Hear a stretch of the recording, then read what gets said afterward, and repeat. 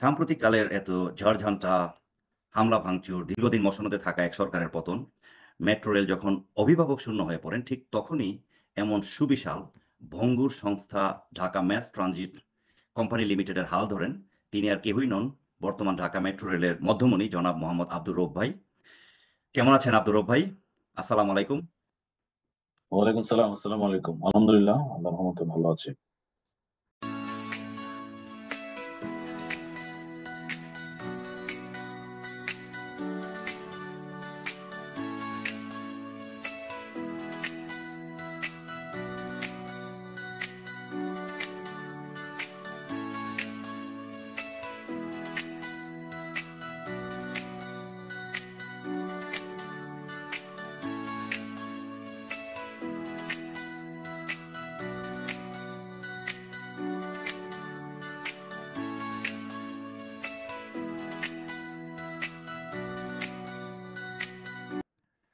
আসলে যদিও রউফ ভাইয়ের প্রোফাইল নিয়ে কথা বললে কয়েক ঘন্টা দরকার, কিন্তু ২-১ টি কথা না বললেই নয়।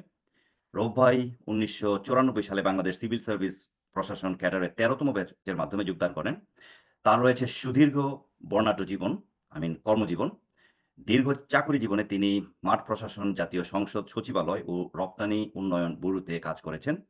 জনাব আব্দুর রউফ গত ৯ সেপ্টেম্বর ২০২৪ তারিখ শতভাগ সরকারি মালিকানাধীন ঢাকা মেট্রো রেল এর স্বত্বাধিকারী প্রতিষ্ঠান ঢাকা ম্যাস ট্রানজিট কোম্পানি লিমিটেডের ব্যবস্থাপনা পরিচালক হিসেবে দায়িত্ব গ্রহণের পূর্বে গত ৯ জুলাই ২০২০ থেকে গত ২৪শে আগস্ট ২০২৪ তারিখ পর্যন্ত Dhaka mass rapid transit development project line ৫ northern route এর অতিরিক্ত প্রকল্প পরিচালক, অর্থ ও প্রশাসন এবং Dhaka mass transit company limited এর কোম্পানি সচিব হিসেবে দায়িত্ব পালন করেছেন। ওই যে বললাম উনার সম্পর্কে কথা বলে শেষ করা যাবে না। তো আরো অনেক ইতিহাস আছে উনার। তবে ছোট করে আরো কিছু কথা বলি। তিনি অস্ট্রেলিয়ার মেলবোর্ন এবং মোনাশ ইউনিভার্সিটি ও সিডনির ম্যাকোয়ারি ইউনিভার্সিটি থেকে উন্নয়ন প্রশাসনের উপর এবং কয়কা এর আওতায় দক্ষিণ কোরিয়ার খেংওয়ান ন্যাশনাল ইউনিভার্সিটি ও নেদারল্যান্ডস এর রটারড্যাম ট্রেড সেন্টার থেকে আন্তর্জাতিক বাণিজ্য নীতির উপর উচ্চতর প্রশিক্ষণ গ্রহণ করেছেন। তিনি জাপানের টোকিও ও ওসাকাতেও জাপানের metro rail construction, operation, maintenance and safety management system বিষয়ে প্রশিক্ষণ গ্রহণ করেছেন। তার বর্ণাঢ্য কর্মজীবনে অসংখ্য সেমিনারে তিনি যোগ দিয়েছেন, প্রশিক্ষণ নিয়েছেন, নেগোশিয়েশন এবং পেশাগত প্রয়োজনে বিভিন্ন দেশে যেমন চীন, অস্ট্রেলিয়া, জাপান, তুরস্ক, Germany, Thailand, south Korea, Netherlands, France, Fiji, Bharat, Vietnam, Belgium, Malaysia, যুক্তরাষ্ট্র, সিঙ্গাপুর, আ শ্রীলঙ্কা, হংকং ইত্যাদি দেশে ভ্রমণ করেছেন। তো আমি বিশ্বাস করি রউফ ভাই এতক্ষণ যা বললাম সবই ঠিক আছে। হয়তো আরো কিছু এড করা যেতে পারে। যদি কোনো ভুল হয় আমাকে কারেক্ট করবেন প্লিজ। ধন্যবাদ আপনাকে যে আপনি যথার্থই বলেছেন। এর জি, বাইরেও থ্যাংক মাঠ প্রশাসনে আমি অ্যাসিস্ট্যান্ট কমিশন ম্যাজিস্ট্রেট হিসেবে বিভিন্ন জেলায় কাজ করেছি। সহকারী ভূমি উপজেলা নির্বাহী অফিসার হিসেবে ৩ টে স্টেশনে, এডিসি, এডিএম, এডিসি রেভিনিউ হিসেবে ২ টি জেলায় এবং ডিডিএলজি হিসেবেও ১ টি জেলায় কাজ করেছি। বাকিগুলো আপনি যা বলেছেন মোটামুটি ঠিক আছে। Thank you very much. আচ্ছা, আমি একটা ছোট্ট সাধারণ প্রশ্ন দিয়ে শুরু করি যে আপনি এখন এই যে মেট্রো রেল আমরা আসলে যারা বিদেশে থাকি, যেমন অস্ট্রেলিয়াতে আমরা থাকি, আমাদের চোখে মেট্রো রেল কিন্তু একটা বিশাল কিছু। মানে একটা ইতিহাসের মতো। যদিও মেট্রো রেলের বয়স মাত্র কয়েক বছর। কিন্তু আমাদের কাছে এটা একটা বিশাল ব্যাপার একটা। যে বাংলাদেশের মতো উন্নয়নশীল দেশে মেট্রো রেল, সেখানে ঢাকার মতো জায়গায় এত মানে পপুলেটেড প্লেস এবং তার প্রধান আপনি এই মুহূর্তে। সো আপনি যদি বলেন আপনার মন থেকে যে আপনি how are you finding this? মানে uh I am sure you enjoy your role, your profession, dealing with your colleagues, team. আপনার আমি নিজেও দেখেছি যে মেট্রো রেলের মানে অসংখ্য মানে ডেডিকেটেড টিম মেম্বারস তারা কাজ করছেন। তো কেমন আপনি ফিল করছেন? মানে এনজয় করছেন কেমন বলেন একটু যদি বলতেন? আসলে এটা একটা চ্যালেঞ্জিং জব। আপনি জানেন যে বর্তমান সরকার, অন্তর্বর্তীকালীন সরকার ক্ষমতা আসার পরে বেশ কিছু পরিবর্তন, আমরা ইতিবাচক পরিবর্তন বিভিন্ন সেক্টরে দৃশ্যমান দেখতে পাচ্ছি। আ এই পর্যায়ের ৯ সেপ্টেম্বর আমার উপরে দায়িত্বটি এসে পড়ে। আমি যেহেতু আমার কিছু অভিজ্ঞতা ছিল ২০ সাল থেকে প্রায় ৪.৫ বছরের মতো। আপনি যেমনটি বলেছেন দেশের বিভিন্ন মেট্রো রেলের line ৫ northern root as well as company সচিব, ডাইরেক্টর কোম্পানি এবং লাইন ৬ যেটি এখন বর্তমানে অপারেশন হচ্ছে, এটির অতিরিক্ত প্রকল্প পরিচালক, ফাইন্যান্স এন্ড অ্যাডমিন হিসেবে প্রায় ২ বছর অধিক কাজ করেছে। অর্থাৎ একসাথে প্রায় ৪-৫ টি কাজ সামলাতে হয়েছে। পাশাপাশি আপনি যেমনটি বলেছেন জাপান এবং যে চায়না যে মেট্রো রেল সম্বন্ধে যে প্রশিক্ষণগুলো নিয়েছে সেগুলি মিলিয়ে আমি মনে করি নতুন দায়িত্ব আসার পরে টিম ডিএমটিসিল এর সাথে কাজ করে আমি আমার সাধ্যমতো চেষ্টা করে যাচ্ছি যাতে যে কথাটি আপনি বললেন যে বাংলাদেশের জন্য এটি একটি অত্যন্ত সুন্দর এবং প্রত্যাশা যেটা করেছিলেন, অনেকেই করেছেন। আমরাও করেছিলাম আগে। সেটি বর্তমান বাস্তবে রূপ নিয়েছে এবং কাজ চলছে। এখানে একটা ছোট্ট ইতিহাস রয়েছে যেটা আমরা অনেকেই জানি না যে মেট্রো রেলের ভাবনাটা কিন্তু ২০০১ থেকে ৫ সালে যে ৪ দলীয় জোট সরকার ছিল, তখন কিন্তু এটাকে ফার্ম আপ করা হয় এবং আচ্ছা, ২০০৫ সালে কিন্তু এটা স্টাডিটা চূড়ান্ত করা হয়, ফিজিবিলিটি স্টাডি, জাইকা স্টাডির মাধ্যমে। সেখানেই কিন্তু ঢাকা শহরকে যানজট মুক্ত করা, ঢাকার আশেপাশে যে বড় ৫ টি জেলা শহর রয়েছে, সেই জেলাগুলিকে কানেক্ট করা। এটি কিন্তু মূল যে কাজ, অর্থাৎ মূল প্ল্যানিং এর যে অংশটা সেটা কিন্তু ২০০৫ সালের ডিসেম্বরে চূড়ান্ত হয়। তারপর ধারাবাহিকভাবে আজকে আমরা এই পর্যায়ে এসেছি। কাজ চলছে, কাজ চলমান আছে। তো আমি যদি আপাতত এখানেই বলি যে এটা চ্যালেঞ্জিং জব। এটাকে কাজ করতে পেরে আমি নিজেও আনন্দিত এবং আমাদের বর্তমান যে আমাদের উপদেষ্টা মহোদয় রয়েছেন জনাব ফজল কবির খান স্যার, এবং আমাদের মন্ত্রণালয়ের সিনিয়র সচিব মহোদয়, ওনাদের সার্বিক নির্দেশনা এবং পরামর্শে টিম ডিএমটিসিএল এর যে সহকর্মীগণ রয়েছেন আমাদের একটা বিশাল পরিবার। সবাই মিলে আমরা চেষ্টা করছি যাতে জনপ্রত্যাশা পূরণে, ঢাকার জনজীবনে নাগরিকদের যাতায়াতের ক্ষেত্রে শান্তি এবং স্বস্তি আনয়নে একটা ইতিবাচক ভূমিকা রেখে যাওয়া। সেই প্রচেষ্টা আমাদের অব্যাহত আছে। ধন্যবাদ রূপ ভাই। আপনি এই যে বললেন জাপান, আমি আসলে যতটুকু জানি যে Japan is one of the first countries to introduce this sort of communication channel. So সেখান থেকে মানে কিছু নিয়ে আসা এবং সেটাকে যদি মানে এপ্লাই করা যায় বাংলাদেশে যেটা আপনি করছেন, আমি বলব এটা বাংলাদেশের জন্য অবশ্যই একটা মানে বিগ অ্যাচিভমেন্ট হবে। Something a like that can help the country. আমি বলব যে বাংলাদেশের উন্নয়নে অনেক ভূমিকা রাখবে এবং রেখেছে, রাখছে আমি সবই বলব। কারণ আমি নিজেও মেট্রো রেলে চড়েছি। এই বিষয়ে বলব আমি প্রসঙ্গতভাবে। যাই হোক, খুব ভালো লাগছে কথাগুলো শুনে এবং কিছু ইতিহাস জেনে যেটা আমি আসলে জানতাম না বা অনেকেই জানতো না। সেজন্যই আপনার সাথে কিছু কথাবার্তা বলা। তো কিছু জিনিস হয়তো অনেকে জানেন না। আমি দেখি যে অনেক সময় অনেককে জিজ্ঞাসা করলে তারা অ্যান্সার গুলো দিতে পারে না। তো সেগুলো দিয়ে শুরু করি তারপর আমরা আস্তে, আস্তে কয়েকটা মানে মানে ডেপথ এ আমরা কিছু আলোচনা করি। যে আমি যদি বলি যে ঢাকা মেট্রো রেলে দৈনিক গড়ে কয় হাজার যাত্রী যাতায়াত করেন? মানে এটা একটা বিশাল কোয়েশ্চেন আমার বিশ্বাস আপনার মাথায় যদি থাকে it doesn't have to be accurate এটা সঠিক হতে হবে না পুরোপুরি। বাট মানে রাফলি একটা ফিগার যদি হয় তাহলে একটা আমরা we can gain some understanding কিছু আইডিয়া পাবো এই আরকি। জি, আমাদের তথ্য আছে আমার কাছে। হালনাগাদ তথ্যই আছে। আপনি জানেন যে এখন আমাদের একটি স্টেশন অর্থাৎ মতিঝিল থেকে কমলাপুর এক্সটেনশন যে অংশটা, এটি পরবর্তীতে সংযোজন করা হয় গুরুত্ব বিবেচনা করে। তার কাজ চলমান আছে। বাকি যে উত্তর থেকে আমাদের মতিঝিল পর্যন্ত যে অংশটা রয়েছে, এই অংশে কিন্তু প্রতিদিন আমাদের কমার্শিয়াল অপারেশন হচ্ছে। শুক্রবারে ৩:৩০ থেকে রাত ১১:৩০ পর্যন্ত চলছে ৭ টি ট্রিপ। আর অন্যান্য দিনগুলোতে ২০০ টি ট্রিপ চলাচল করছে আমাদের ট্রেন। তো আমরা দেখেছি যে এভারেজে আমরা শুক্রবার যদি বাদ দেই, অন্যান্য দিনগুলোতে প্রায় ৩.৫ লাখ যাত্রী এবং গতকাল ৩,৬৫,০০০ যাত্রী আমাদের মেট্রো ট্রেন ট্রাভেল করেছেন আমার ডাটা অনুযায়ী। আর এর আগের দিন ৩,৪১,০০০ ছিল। তো রাফলি আমরা এভারেজ যদি বলি এখন প্রায় ৩.৫ লাখ প্লাস মাইনাস যাত্রী প্রতিদিন মেট্রো রেল এভেইল করছেন। যেহেতু শুক্রবারে আমাদের আধা বেলা চলছে ৩:৩০ থেকে ৮:৩০। এখানে আমাদের প্রায় ১,২০,০০০ বা ১ লাখ বা ১,১০,০০০ এরকমের মধ্যে ভেরি করে। বা লাখের উপর কিন্তু আছে। আচ্ছা শুক্রবার এই যে বললেন যে হাফ ডে এটা একটা মানে পাবলিক হলিডে এবং এখানে তো অনেকেই হয়তো চাবে যারা আমি বুঝতে পেরেছি যে আমাদের যে বিজনেস আওয়ার্স যে ডে গুলো যেটা হয়তো শুরু হয় সানডে থেকে আনটিল থার্সডে মানে রোববার থেকে বৃহস্পতিবার পর্যন্ত বিজি হবে স্বাভাবিক। কিন্তু শুক্রবারের যে ব্যস্ততাটা সেটা কিন্তু অন্যরকম হওয়ার কথা যে ঢাকার বাইরের লোকজন হয়তো আসতে চাবে সেখানে মানে তারা এসে মানে দে ওয়ান্ট টু মানে travel from one place to another without facing any traffic ঠিক না? যে কোনো ট্রাফিক মুক্ত পরিবেশে তারা যাতে মানে যানজট যেটাকে বলে আরকি, মানে যেতে চাবে। তো সেই ক্ষেত্রে মনে হয় না যে এটা যদি ফুল ডে হতো বা ঢাকার মানুষও যারা একটু মানে ঘোরাঘুরি করতে চায় বিভিন্ন জায়গায়, মানে আশা করছি আমার প্রশ্নটা বুঝতে পেরেছেন যে সেই ক্ষেত্রে যদি ফুল ডে হয় আমার মনে কারণ আমি যেই ফ্লো দেখেছি এতে মনে হয় না যে এটা কম হবে মানে যাত্রীর সংখ্যা। এ বিষয়ে যদি ২-১ টি কথা বলতেন। জি, না ধন্যবাদ। আপনি যেটা বলছেন সঠিক বলেছেন যে আমরা শুক্রবার ছাড়াই ১ম এ অপারেশন করেছিলাম বাকি দিনগুলোতে। পরে আমরা শুক্রবার ইন্ট্রোডিউস আচ্ছা, করি। আচ্ছা। এখন আমরা এটাকে টাইমটা আরেকটু বাড়াবো। আমাদের মাননীয় উপদেষ্টা অলরেডি আমাদেরকে একটা ইনস্ট্রাকশন দিয়েছেন। আর আমাদেরও রেগুলার সার্ভে করছি আমরা যে কি পরিমাণ যাত্রী টার্ন আউট হচ্ছে। এখন ৩:৩০ থেকে আমরা অচিরেই এটা ৩টা থেকে শুরু করব এবং পরবর্তীতে ডে লং প্রোগ্রাম এর দিকে আমরা যাবো। We are planning like that. আমরা যেন এটা আপনার মাধ্যমে আমি জানাতে চাই আরকি। খুব সহসা আমরা আ we are now working seriously how we can start from 3 at least from 3 afternoon রাত ৮:৩০ পর্যন্ত 3টার পরিবর্তে। কারণ জুমার সময় একটু রাশটা কম থাকে। আপনি জানেন যে এটা একটা কস্টলি পরিবহন। জি। প্রায় আমাদের যে ক্যাপাসিটি আছে প্রতিটা ট্রেনে প্রায় ২,৩০৮ জন যাত্রী একসাথে যেতে পারেন। সেটি যদি না হয় তাহলে এটার যে পরিচালন ব্যয় এটা অত্যন্ত হাই। তাহলে কমার্শিয়ালি কিন্তু এটাকে লাভজনক করা খুব কঠিন হবে।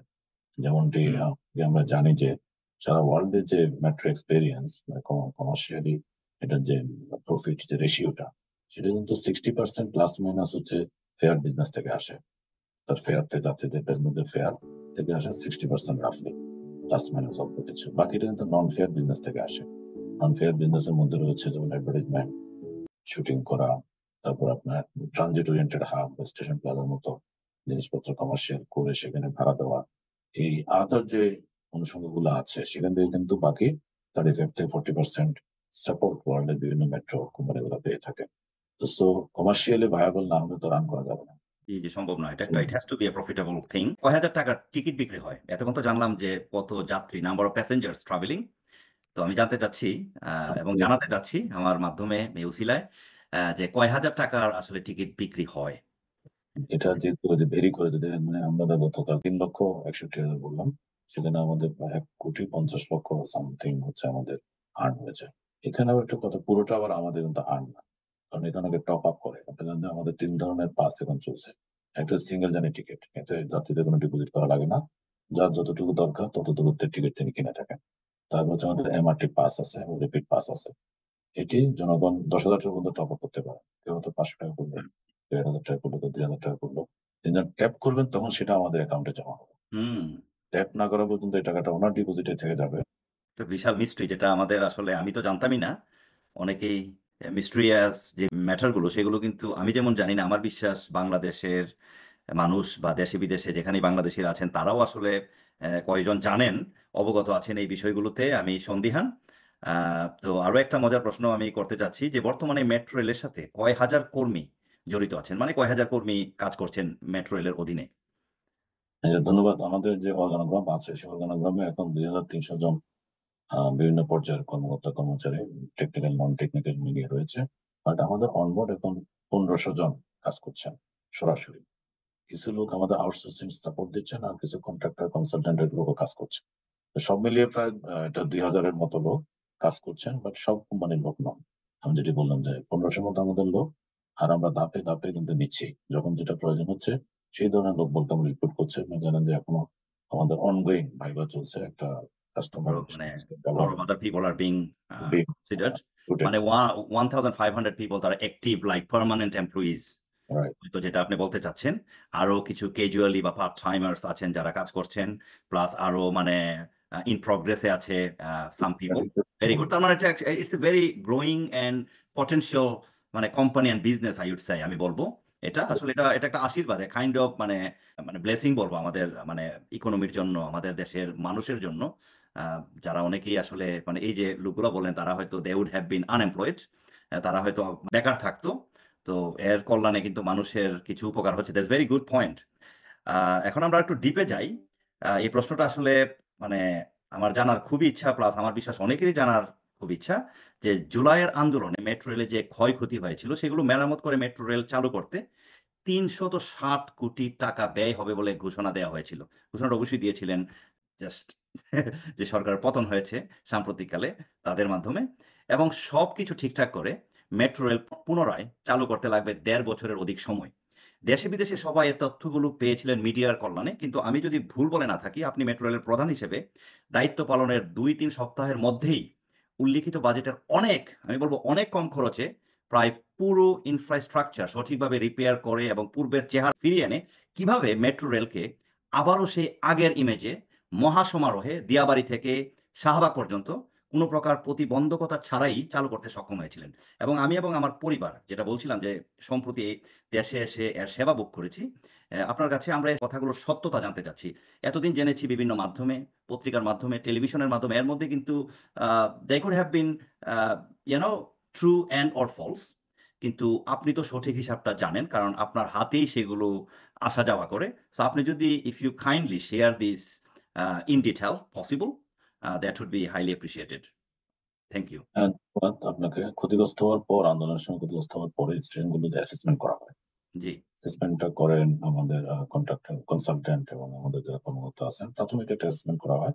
অ্যাসেসমেন্ট করার সময় উনারা ৳৩৬০ এটাকে ফিক্স আপ করেন ১ম বার। পরে আরেকটু ডিপ অ্যাসেসমেন্ট করে এটাকে ৳১৭৮ তে নিয়ে আসেন। অ্যাসেসমেন্ট করার পরে হুম। ভালোভাবে চেক দেয়া। তো এখানে একটা বড় অংশ আপনি জানেন যে ক্ষতিগ্রস্ত যে যন্ত্রপাতিগুলো হয়েছে এগুলো সবগুলো তো আমরা বিদেশ থেকে আমদানি করি। তারপরে এখানে সিডি, ভ্যাট, কাস্টম ভ্যাট এবং ডিউটি যেমন এক্সাইজ এর ট্যাক্স গুলো দিতে হয়। কন্ট্রাক্টরদের একটা বিল দিতে হয়। কনসালটেন্টদের একটা ফি দিতে হয়। এবং যেগুলো বিদেশ থেকে আনার কারণে তার রেট অনেক বেশি পড়ে। সবকিছু মিলিয়ে কারিগরি টিম যে অ্যাসেসমেন্ট করেছিলেন সেখানে এই ৩৬০ কোটি পরবর্তীতে ১৮০ কোটি যেটা বললাম, মানে ৳১৭৮ কোটি ফিক্স করা হয়। আমি দায়িত্ব নেওয়ার পরে আমরা একটা বুদ্ধি করলাম যে এক্সাক্টলি প্রতিটা পার্টস যন্ত্র ক্রস চেক করে যে কারেক্টলি ডায়াগনোজ করার চেষ্টা করলাম। আমাদের টিম রয়েছে টেকনিক্যাল টিম।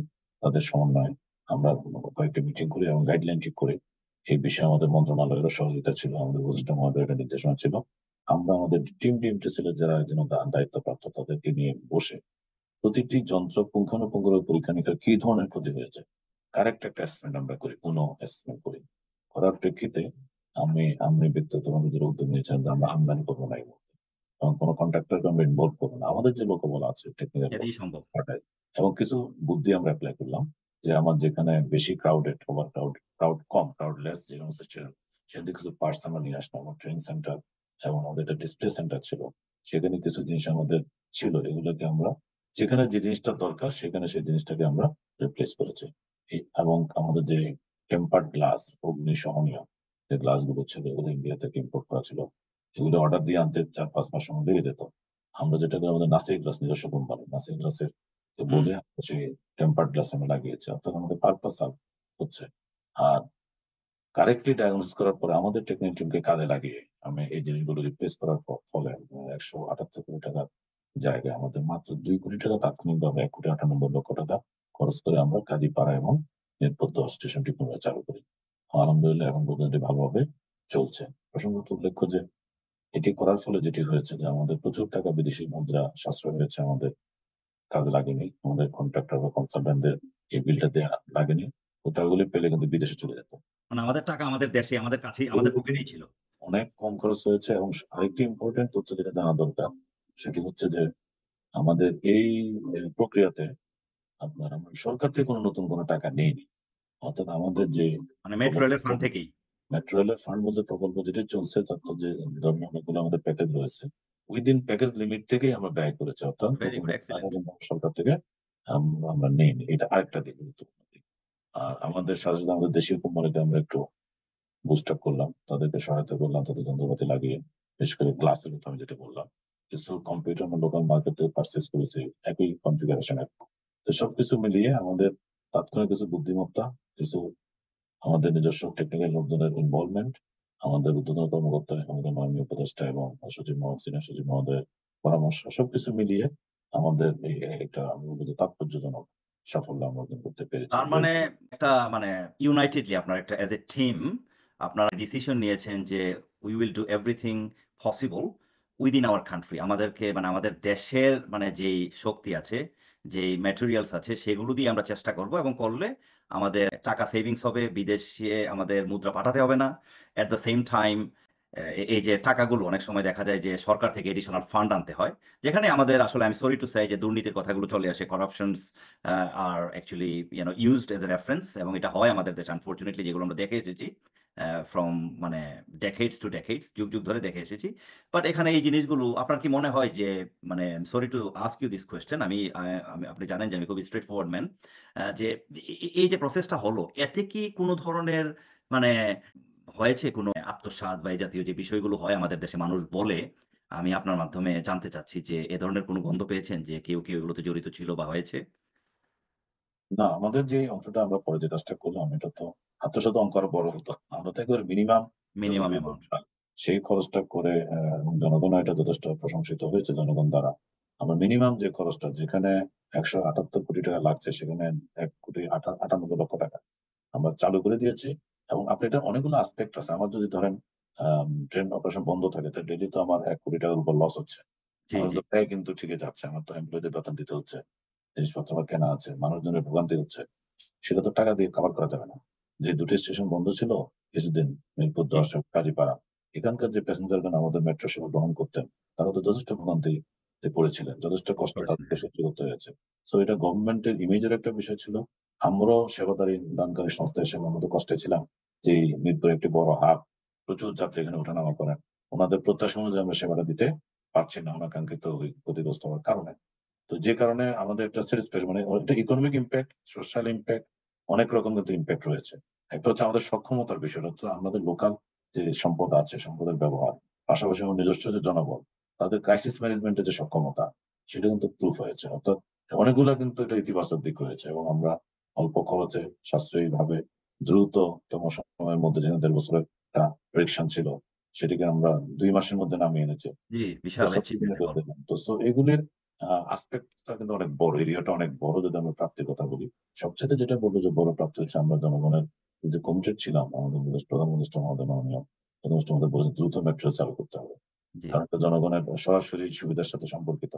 আমরা সেটি করতে পেরেছি। এটা আমাদের বড় সান্ত্বনা। সবাই তো used to আমি যেটা দেখলাম যে আমরা যখন ফ্যামিলি নিয়ে দিয়াবাড়ি থেকে উঠি, সেখান থেকে কোথায় যাই আমরা? বসুন্ধরা পর্যন্ত যাই। মানুষের মধ্যে একটা উচ্ছ্বাস উদ্দীপনা। যদিও তিল ধারণের ঠাঁই ছিল না। Diabari the first station to begin with যেটা ১ম স্টেশন আমরা সবাই জানি। উত্তরা নর্থ সম্ভবত, if I am not wrong. এবং সেখান থেকেও আমরা বসার সিট পাই কিন্তু অধিকাংশরাই বসতে পারেননি। কিন্তু তারপরেও তাদের মধ্যে একটা যে গুড থিং আমরা মানে অবজার্ভ করলাম যে তাদের মধ্যে খুব হ্যাপিনেস। তারা they enjoy travelling you know with metro rail যেটা দেখলাম। তারা খুব উপভোগ করছে। একজন বৃদ্ধ লোক ছিলেন, আমি উঠে তাকে জায়গা দিলাম। আমার ভাল লাগলো জিনিসটা যে something a little thing could have been done by me যে একটু করতে পারলাম। আ তো এখন মানে মূল বিষয়টা হচ্ছে যে মানুষ এনজয় করছে কারণ মেইন জিনিসটা হচ্ছে যে they can reach the destination on time এটা হচ্ছে বড় জিনিস। যানজটে বাসে ২-৩ ঘন্টা ৪ ঘন্টা ঝোলার পরিবর্তে আমি যদি ২০ মিনিটে ২৫ মিনিটে পৌঁছে যাই from one part of Dhaka to the other end এটা একটা বিশাল জিনিস আমি মনে করি। আর যে কথাগুলো বললেন যে বাহির থেকে সবকিছু আনলে অবশ্যই ইনস্ট্যান্টলি কিছু আনতে গেলে খরচের পরিমাণ বেশি হবে। এটা হবেই। You know under any government এবং এগুলো যে আপনারা বাঁচিয়েছেন এটা আমি মনে করি যে মানে government should be grateful to you, to your team, to others who were involved prior to you. আপনার আগে যারা জড়িত ছিলেন বা বর্তমানে যারা আপনারা করেছেন এই কাজগুলো, এটা একটা বিশাল ব্যাপার আমি মনে করি। মানে এটা মানে আমি I feel really proud। আপনার কি মনে হয় যে মেট্রো রেলের আশীর্বাদে ঢাকার যানজট অনেকাংশেই হ্রাস পেয়েছে? এটা কিন্তু অনেকেই চিন্তা করেন এই বিষয়টা যে যানজট কি কমলো না বাড়লো না আগের জায়গাতেই আছে নাকি মানে কমবে ভবিষ্যতে? এই বিষয়ে ২-১ টি কথা শুনতে চাই। জি, জি। না, এটা খুব একটা ভালো প্রশ্ন করেছেন। আসলে আমরা দাবি করি না যে মেট্রো রেলের ফলে যানজট কমে গেছে একেবারে। আসলে মেট্রো রেল একটা সমন্বিত একটা মোড অফ ট্রান্সপোর্ট। অনেকগুলি ট্রান্সপোর্ট দরকার। সমন্বিত পরিকল্পনা দরকার। মেট্রো রেল করার ফলে যেটি আপনি বললেন যে সময়ের যে বিষয়টা এটা একটা গুরুত্বপূর্ণ বিষয়।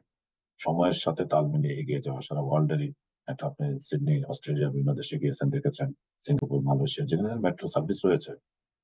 মেট্রো কিন্তু বসে জায়গার আসলে সুযোগ কম। জি। মেট্রোতে বসাতে দাঁড়িয়ে যাওয়ার হচ্ছে লোকজন বেশি থাকে। জাপানে যেমন পুশম্যান রাখা আছে। তারা ধাক্কা দিয়ে তুলে তারপর দরজাটা বন্ধ হ্যাঁ, আমি করে দেয়। দেখেছি YouTube এ ক্লিপ দেখেছিলাম। সো এটা হচ্ছে কমন যে দাঁড়িয়ে যাবে যেহেতু অল্প ১ কিলোমিটার পর স্টেশন। জি, মেট্রো রেলে যাবে খুব দ্রুত গতিতে স্বল্প সময়ে চলে যাবে। নেমে যাবে। এটি একটা স্বস্তির দিক নিয়ে আসে। মেট্রো রেলের ইমপ্যাক্ট হচ্ছে যে এখানে ফুয়েলটা ব্যবহার করা হচ্ছে না। এনভায়রনমেন্ট এর উপর তার একটা ইফেক্ট রয়েছে। আমাদের metro rail single unit rail অর্থাৎ ২০ কিলোমিটার পুরোটাই কিন্তু একটা মাত্র রেল পাত। এখানে মাঝে, মাঝে গ্যাপ রাখা হয় না ট্র্যাডিশনাল রেলের মতো। ফলে শব্দ দূষণটা কম হয়। পাশাপাশি দেখেন আমাদের যে ভায়াডাক্ট রয়েছে তার ২ পাশে শব্দ প্রতিরোধক দেয়াল তৈরি করা আছে। জি, অর্থাৎ এটি বিদ্যুৎ চালিত হওয়ায় শব্দ দূষণ, পরিবেশ দূষণ অনেক কম হচ্ছে, সময় সাশ্রয় হচ্ছে। মানুষজনের যে গাড়িতে আটকে থেকে তারপর এটা যেহেতু শীতাতপ নিয়ন্ত্রিত আরামেরও একটা ব্যবস্থা এখানে আছে। বাদুড়-ঝোলা হয়ে যাওয়া বা খুব ঘেমে নিয়ে একাকার হয়ে বাসের মাধ্যমে যাওয়ার যে তিক্ত অভিজ্ঞতা, সেখানে এবং ঘন্টার পর ঘন্টা দাঁড়িয়ে থেকে মানসিক, শারীরিক, আর্থিক সময় যে নষ্ট হয়, এই বিষয় থেকে কিন্তু একটা পরিত্রাণ দিচ্ছে। আপনার মূল প্রশ্ন যেটি যে একটি মাত্র মেট্রো লাইন দিয়ে কিন্তু যানজটের হ্যাঁ, অনেকটা কমছে এই লাইনগুলোতে যে লাইন এটা চলছে। আমরা এখন স্টাডিটা চলছে, ফিডব্যাক আসলে বোঝা যাবে। কিন্তু আমাদের যে plan Dhaka mass transit company limited এর ঢাকা শহরে ৫ টি লাইন কিন্তু এখন অন বোর্ড আছে। আপনি জানেন যে লাইন ৬ যেটি আমরা এখন সুবিধা পাচ্ছি উত্তরা থেকে মতিঝিল পর্যন্ত। আশা করছি এই বছরের শেষ নাগাদ আমরা কমলাপুরকে কানেক্ট করতে হুম। পারব। এটাই ছিল আমার দেন নেক্সট প্রশ্ন আসলে। আপনি অ্যান্সার দিয়ে দিচ্ছেন যে কোন সমস্যা নেই। তারপরে আমাদের লাইন ১ যেটি এয়ারপোর্ট থেকে কমলাপুর পর্যন্ত আন্ডারগ্রাউন্ড হবে এটা ফুল। এবং এখানে আপনার ওই যে আমাদের যে বারিধারার সাথে নতুন বাজার থেকে একটা টি উঠে আমাদের যে পূর্বাচলের দিকে ৩০০ ফিট রাস্তা তার মিডিয়ান দিয়ে এলিভেটেড হয়ে যাবে পূর্বাচল পর্যন্ত। মানে বসুন্ধরা এরিয়াটা টাচ করবে। জি, জি। এলে আমাদের বসুন্ধরা যে ৩০০ ফিট রাস্তা এটা মাঝখান দিয়ে যাবে। নট অনলি বসুন্ধরা, মাঝখান দিয়ে যাওয়ার ফলে অন্য এলাকার লোক এটা সুবিধাটা পাবে। এরপরে এটা হচ্ছে লাইন 1, দেন লাইন 5 নর্দার্ন রুট আসছে আমাদের পাইপলাইনে, কাজ চলছে। এটা হচ্ছে সাভারের হেমায়েতপুর থেকে শুরু হয়ে আমিনবাজার পর্যন্ত আসবে এলিভেটেড হয়ে ঢাকা আরিচা যে রোড তার পাশ দিয়ে আমিনবাজারের আগে তুরাগের নিচে আন্ডারগ্রাউন্ডে চলে যাবে। এসে গাবতলীতে আসবে। গাবতলী থেকে দারুস সালাম হয়ে আমাদের কচুক্ষেতের ভেতর দিয়ে ক্যান্টনমেন্টের ভেতর দিয়ে আসবে এটা বনানী, বনানী থেকে গুলশান, গুলশান থেকে নতুন বাজার হয়ে ভাটারা পর্যন্ত যাবে। নতুন বাজার ক্রস করে আবার এটা এলিভেটেড হবে। অর্থাৎ হুম, পাতাল থেকে ভূতলে আসবে, উপরিভাগে আসবে। এসে ভাটারা গিয়ে শেষ এটা হচ্ছে আমাদের প্রথম যে ২ টি লাইন বললাম 6 এবং 1 এটা হচ্ছে দক্ষিণ উত্তর বাউন্ড অর্থাৎ করিডোর ২ টি লাইন। আর লাইন 5 নর্দার্ন রুট যেটি বললাম এটা হচ্ছে আমাদের ইস্ট ওয়েস্ট করিডোর ঢাকা সিটির। এবং তারপরে আছে লাইন 5 সাউদার্ন রুট যেটা গাবতলী থেকে শুরু হয়ে টেকনিক্যাল দারুস সালাম এদিক দিয়ে গিয়ে আপনার আমাদের যে শুক্রাবাদ হয়ে ওখান থেকে আপনার নিকেতন হয়ে বাড্ডা, হাতিঝিলের নিচ দিয়ে বাড্ডা হয়ে রামপুরা হয়ে বনশ্রীর ওই দিক দিয়ে গিয়ে আপনার যাবে তাসেরকান্দি পর্যন্ত। এটাও ইস্ট ওয়েস্ট করিডোর। এই ২ টা ইস্ট ওয়েস্ট করিডোর, ২ টা নর্থ সাউথ করিডোর। এটা একটা নেটওয়ার্কিং সৃষ্টি করবে। ফলে যেটি হবে ঢাকার যেকোনো এক প্রান্তে উঠে আপনার যেকোনো জায়গায় যেতে পারবেন। মানে অনেকটা লন্ডনের মতো হয়ে যাবে আমার মনে হচ্ছে। যেমন নেটওয়ার্কিং লন্ডনে আমাদের থ্রু আউট লন্ডনে আমি যেটা দেখলাম যে মানুষ যেকোনো জায়গাতেই তাদের যেই ট্রেন সার্ভিস আছে যেটাও ২ বা ৩ মিনিট পর আসে। খুব complex line but they are very happy. They can travel anywhere they like, any time they like. যেকোনো জায়গায় যেকোনো সময় যেতে পারে। সো এরকম হলে তো আমি মনে করি যে মানে আমাদের মতো লোকজনও যদি আমরা দেশে আসি ভালোই লাগবে। যে পার্মানেন্টলি যদি থাকতে চাই, I don't think we will feel the difference মানে আমি 2 আসলে আওয়ার্স মজা এর করে মানে বলছি না কনসেপ্ট বাস্তবেই। জি, এবং জি, না। আমি বলি আমার এরপরে কিন্তু লাইন 2 অ্যান্ড 4 আছে। আচ্ছা, লাইন আচ্ছা। 2 এবং 4 হলে এটা নারায়ণগঞ্জ পর্যন্ত যাবে। তো পুরান ঢাকাটাও কিছুটা টাচ করে যাবে। লাইন 2 আবার গাবতলী থেকে শুরু হবে। শুরু হয়ে এটা আপনার গুলিস্তান হয়ে আমাদের কমলাপুর হয়ে নারায়ণগঞ্জ যাবে। তো কমলাপুরটা একটা হাব হবে। আমাদের এয়ারপোর্ট একটা হাব হবে। উত্তরা মিরপুর 10 একটা ইন্টারচেঞ্জ থাকবে। নতুন বাজার ইন্টারচেঞ্জ থাকবে। মধ্যতে ইন্টারচেঞ্জ থাকবে। গাবতলীতে ইন্টারচেঞ্জ থাকবে। ফলশ্রুতিতে আপনার যেকোনো জায়গায় উঠে ঢাকা শহরের যেকোনো জায়গায় আপনি যেতে পারবেন। একটা লাইন উঠলে বিভিন্ন জায়গায় চেঞ্জ করে you can go other part of as per your desire. And above all আমাদের আল্টিমেট যেটা টার্গেট সেটি হচ্ছে ঢাকা শহরের আশেপাশে ৫ টি বড় সিটিকে টাচ করা। হুম, যেমন আমরা যদি বলি মানিকগঞ্জ, মুন্সিগঞ্জ, নারায়ণগঞ্জ, গাজীপুর এই শহরগুলো এবং নরসিংদী এই ৫ টা বড় জেলা শহর কিন্তু আমাদের টার্গেট। কারণ এগুলি ঢাকার খুব কাছাকাছি। জি। এদের কানেক্ট করা আমাদের টার্গেট। এর পরবর্তী ২০৩৫ সালে। আপনি জানেন যেমনটি আমি বলছিলাম যে ২০০৫ সালে এসটিপি চূড়ান্ত করা হয়। এসটিপি হচ্ছে স্ট্র্যাটেজিক ট্রান্সপোর্ট প্ল্যান। যেটির আলোকেই মূলত এখন মেট্রোগুলো আলোর মুখ দেখছে। প্রথমে এডিবি স্টাডি করে পরে জাইকা স্টাডিতে ওই প্ল্যানটি চূড়ান্ত করা হয়। পরবর্তী আরএসটিপি করা হয়। Revise strategic transport plan. এই আরএসটিপি তে ২০৩৫ সালের মধ্যে আপনার ঢাকা এবং তার আশেপাশের শহরগুলো কানেক্ট করে একটা মহাপরিকল্পনা নিয়ে আমরা এগিয়ে যাচ্ছি। ওই কাজগুলো করলে যেটি হবে, আপনি যেটি বললেন যে তখন যানজটের একটা পুরো অ্যাসেসমেন্ট আমরা করতে পারবো। যে কি পরিমাণ গাড়ি কমছে, কি পরিমাণ কার্বন নিঃসরণ আমরা কমাতে পেরেছি, কি পরিমাণ শান্তি এবং স্বস্তি জন্য আমরা আনতে পারবো। ওই লাইনগুলো যখন ইমপ্লিমেন্টেড হবে ফুললি এবং অপারেশনে যাবে, তখন আসলে চেহারাটা অনেক বদলে যাবে ঢাকা শহরের। কারণ কিছু আন্ডারগ্রাউন্ড, কিছু এলিভেটেড যাত্রীর ফলে উপরের যানজট, বড় গাড়ির ছোট গাড়িগুলো স্পেশালি কমে যাবে ব্যবহার। এটা হচ্ছে স্টাডিতে দেখা গেছে ছোট গাড়ির কার, প্রাইভেট কার যেগুলো আছে এগুলো কিন্তু কমে যাবে। যে কারণে আপনার আমরা তখন অ্যাসেসমেন্টটা পুরো করতে পারবো আরকি। যে একদিকে কিন্তু তবে এটা সত্যি যে অ্যাসেসমেন্ট গুলো স্টাডি গুলো আছে, যানজটের অনেক কমে যাবে, ছোট গাড়ির ব্যবহার কমে যাবে, আমাদের কর্মঘণ্টা বাড়বে এবং ছোট গাড়ির ব্যবহার যখন কমবে তখন মোবিলিটি বেড়ে যাবে। গাড়ির স্পিড বাড়বে। এখন তো খুব খারাপ অবস্থা আমাদের। ঘন্টা ৪ কিলোমিটার মাত্র ঢাকা শহরে। জি। পরীক্ষায় দেখা গেছে অন না দ্যা ফোর তারপরে যে environmental friendly যে বিষয়টা যেটা এটা তো যেহেতু আসলে বিশাল সাস্টেইনেবল জায়গা একটা প্রোডাক্ট এবং আমাদের দেশের যে এই যে পলিউশন যে জিনিসগুলা যে নয়েজ বলি বা environmental বলি এই জিনিসগুলো থেকেও কিন্তু ঢাকাবাসী বা আশেপাশের যে জেলাগুলোর কথা বললেন তারা মুক্তি পাবে আমি মনে করি। কারণ এগুলো আসলে overall this will change the landscape of আপনি যেটা বললেন এটা তো যথার্থ যে এনভায়রনমেন্ট এর একটা পজিটিভ ইমপ্যাক্ট আসবে। AQI এয়ার কোয়ালিটি ইনডেক্স এ আমরা বেশ কিছুদিন ধরে খারাপের দিক দিয়ে ১ম দিকে আছি। টপ 5 এর মধ্যে থাকি প্রায়। ঢাকা, করাচি, ইন্ডিয়া আমরা খুব যুদ্ধ হচ্ছে। কে ফার্স্ট কে সেকেন্ড হবে খারাপের দিক দিয়ে এয়ার কোয়ালিটি ইনডেক্স। ঢাকার অবস্থা ভালো না। এটা কিন্তু তাৎপর্যজনক উন্নতি ঘটবে যদি আমরা লাইনগুলো চালু করতে পারি। পাশাপাশি কিন্তু আরেকটা ইম্পোর্টেন্ট বিষয় আছে। সেটা হচ্ছে যে আমরা এই যে যখন পৌর ৫ টা শহরকে কানেক্ট করব তখন কিন্তু নরসিংদীর লোক ঢাকায় কাজ করে চলে যাবে আবার রাতে। ফলে ঢাকার উপর যে একটা চাপ কেন্দ্রীভূত যে একটা চাপ, সেন্ট্রালাইজেশন এর ফলে যে একটা চাপ সেটা কিন্তু ডিসেন্ট্রালাইজড হবে। সো তার একটা কিন্তু ইমপ্যাক্ট পড়বে। অর্থাৎ ঢাকা স্যাটেলাইট সিটি বলে, স্টেশন কেন্দ্রিক স্যাটেলাইট সিটি গ্রো করে। যেখানে স্টেশন মেট্রো সেখানে একটা স্যাটেলাইট সিটি গ্রো করে। তো নরসিংদীর লোক, নারায়ণগঞ্জের লোক এখন থেকে ঢাকা থাকতে যেতে পারে না। তখন সে কাজ করে সকালে আসবে, কাজ করে আবার চলে যাবে। ফলে ঢাকার যে প্রেশার জনগণের সেটা কিন্তু অনেকাংশে কমে আসবে। কার্বন ট্রেডিং এর মাধ্যমেও কিন্তু আমরা কিছু ইনকাম করতে পারবো। কারণ তখন আমরা বার্গেন করতে পারবো যে আমরা তো ফসিল ফুয়েল ব্যবহার না করার কারণে আমাদের ইলেকট্রিসিটির মাধ্যমে এই যে আমাদের অপারেশন গুলি করছি, মেট্রো চালাচ্ছি, ফলে কিন্তু আমাদের কার্বন ট্রেডিং এ একটা ইনকাম কিন্তু আমাদের জি, জি, আসবে। অবশ্যই, অবশ্যই। Working on it also at the moment. কিভাবে আমরা এটা আন্তর্জাতিক সংস্থা থেকে আমাদের যে আমরা যে কন্ট্রিবিউট করতেছি পরিবেশ রক্ষায় তার একটা হিস্সা কিন্তু আমরা দাবিদার।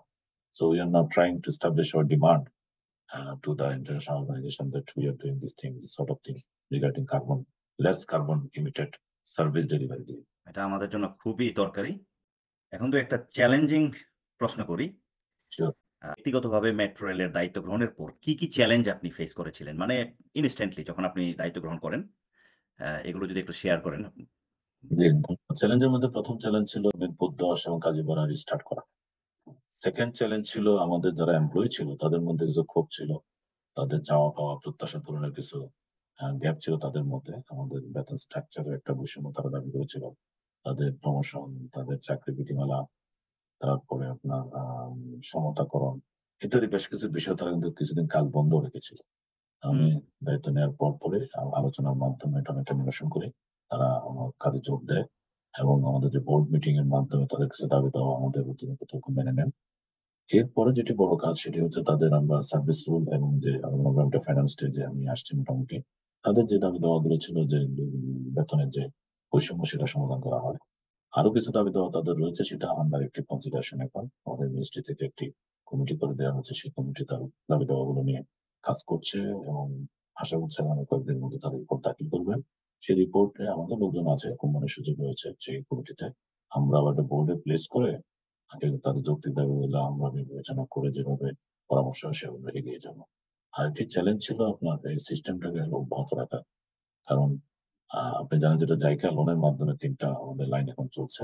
Line 6, line 1, line 5 Northern JICA ফান্ডে।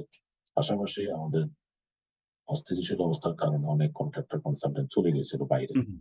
আমরা তাদেরকে আবার দেশে আস্থার পরিবেশ দেশে ফিরিয়ে এনে তাদেরকে আ নিরাপত্তার ঝুঁকি থেকে তারা যে আতঙ্কের মধ্যে তাকে দূরীভূত করে আমরা তাদেরকে আবার কাজে আনতে সক্ষম ভেরি গুড, হচ্ছি। এক্সেলেন্ট। এটা it was one of the important challenge ছিল আমাদের জন্য। তো we overcome that challenge by this time. And above all হচ্ছে আমাদের টিকেট ম্যানেজমেন্টের একটা ব্যবস্থাপনা একটু ক্রাইসিস গিয়েছিল। আমাদের সিঙ্গেল জার্নির টিকেট আমরা জানেন যে ওয়ান টেম্পোরারি ইউজ করা হয়। আমি একটা টিকেট কিনলাম উত্তর থেকে হয়তো মতিঝিল গেলাম। যাওয়ার সময় আমি একটা স্লটে দিয়ে যাব। কিন্তু আমরা দেখছি আমাদের এই ক্ষেত্রে আমাদের অভিজ্ঞতাটা একটু সুখকর নয়। অনেক যাত্রী ইচ্ছে করে বা অনেকে অনিচ্ছাকৃতভাবে বা অনেকে সুভিনির হিসেবে কার্ডটি রেখে যাওয়ার জন্য নিয়ে মানে শো করার জন্য এই কার্ডগুলি নিয়ে যাচ্ছে। ফলশ্রুতিতে প্রায় আমার ২ লাখ কার্ড মাঠ থেকে হাওয়া। হুম। এবং কিছু কার্ড টেকনিক্যাল কারণে ক্ষতিগ্রস্ত হয়েছে। এগুলো রিইউজ সবগুলো করতে পারলে ভালো হয়। মানে রিইউজেবল হওয়া এটা উচিত। রিউজেবল কার্ডই। হ্যাঁ, মানে যেগুলো বলছিল মানে হচ্ছে না আরকি। মানে তারা নিয়ে নিয়ে যাচ্ছে যাওয়ার হয়তো কারণে নষ্ট করে সরকারি ফেলছে। হুট করে অর্ডার দিলে এটি পাওয়া যায় না। ৩-৪ মাস আগে অর্ডার দিতে হয়। তো আমরা এখন আমাদের পাইপলাইনে যথেষ্ট কার্ড আছে, মজুদও আছে, পাইপলাইনও আছে। এই মুহূর্তে সমস্যা নেই। কিন্তু বেশ কয়েকদিন আমরা এটা নিয়ে একটু সমস্যায় ছিলাম। আর একটা সিস্টেম যখন চালু করা হয় তখন নানা ধরনের প্রবলেম শো করে। আমাদের এখানে এএফসি সিস্টেম বা যেটি হলো auto fare collection system, PG gate আছে। এখানে আপনার টিবিএম মেশিন আছে, ইএফও এক্সট্রা ফেয়ার অফিস আছে, কালেকশন অফিস আছে। মাঝে এখানে কিছু টেকনিক্যাল প্রবলেম হয়।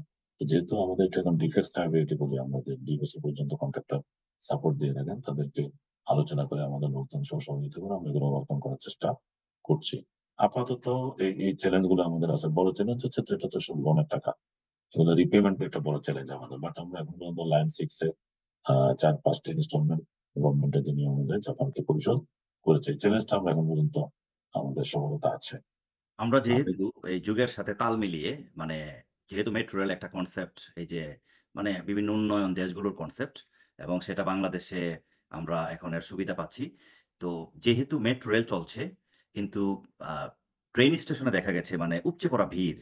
অনেকেই একটু ফ্রাস্ট্রেটেড বা ডিসঅ্যাপয়েন্টেড যে টিকেট পেতে সময় লাগছে। যেখানে আমরা চাচ্ছি যে আমাদের সময় বাঁচানোর জন্য টু ইউজ দিস সার্ভিস এই সার্ভিসটা আমরা মানে পেতে চাচ্ছি। তো এখন যদি আমার যদি টিকেট কাটতে ০.৫ ঘন্টা ১ ঘন্টা লাগে সেজন্য কি আপনাদের কোনো মানে পদক্ষেপ আছে অদূর ভবিষ্যতে এগুলোকে অনলাইনে নিয়ে যাওয়া? যেটা আমাদের ট্রেন সার্ভিসে দেখতে পাই বাংলাদেশেরই। আর বহির্বিশ্বে যেমন Australia, New Zealand, England, Canada, European দেশে, ইউএসএ এগুলোতে কিন্তু আমরা টিকেট কিন্তু এখন কিন্তু আজকাল মানে আমরা যেই ট্যাপ অফ এর সিস্টেম এগুলো কিন্তু আমরা টপ আপ করতে পারি। ক্রেডিট গুলো নিয়ে নিতে পারি। এমনকি আমি নিজেও মানে একদম সরাসরি ক্রেডিট কার্ড দিয়েও কিন্তু ওই যে ট্যাপ অন করতে পারি। So I don't need to be in a long queue to buy a ticket যে কিউতে দাঁড়িয়ে কিন্তু আমার টিকেট কাটতে হবে না। সো এই সুবিধাগুলো যদি নিয়ে আসা যায় তাহলে কিন্তু মেট্রো রেলের যেই মানে ইয়েটা আমার মনে হয় যে সাকসেসটা 100% হবে। এ বিষয়ে যদি কিছু আপনাদের পদক্ষেপ থাকে যদি ২-১ টি কথা শেয়ার করতেন। জি, আপনি জেনে আনন্দিত হবেন যে ইউ আর কারেক্টলি মেনশন যে এটা আমাদের অ্যাড্রেস করতেই হবে। কারণ আমরা সেবাটা দেওয়ার জন্য মেট্রো যাতে দ্রুততম সময়ে যেতে পারে। সে লক্ষ্যে আপনার আমাদের বোর্ড এ বিষয়ে সিদ্ধান্ত নিয়েছে। আমরা বোর্ডে তুলেছি যে আমাদের এখানে নতুন কিছু ইন্ট্রোডাকশন লাগবে। যেমন কিউআর কোড জেনারেশন। জি, পেপারলেস, পেপার বেস দুটোই আমরা অপশন রাখতে চাচ্ছি। ডেফিনিটলি। তারপরে আমাদের মেট্রো অ্যাপ এর মাধ্যমে আপনি যাতে যেকোনো জায়গা থেকে টপ আপ করতে পারেন। টপ আপ এর জন্য যাতে আপনাকে আবার স্টেশনে আসা না লাগে। Very good. তারপরে আপনি যেটি বললেন যে ভিসা কার্ড, ক্রেডিট কার্ডের মাধ্যমে যদি আমরা ভিসা কার্ডের মাধ্যমে আমরা ট্যাপ অ্যান্ড পে করে যেতে পারি। এটা আমি অ্যাক্টিভলি চিন্তা করছি। তো এই বিষয়গুলো আমাদের এখন খুব জোরসোরে কাজ হচ্ছে। ফর ইউর কাইন্ড ইনফরমেশন আমাদের DTC Dhaka transport coordination agency টিকিটের বিষয়টা আসলে তারাই লুক আফটার করে।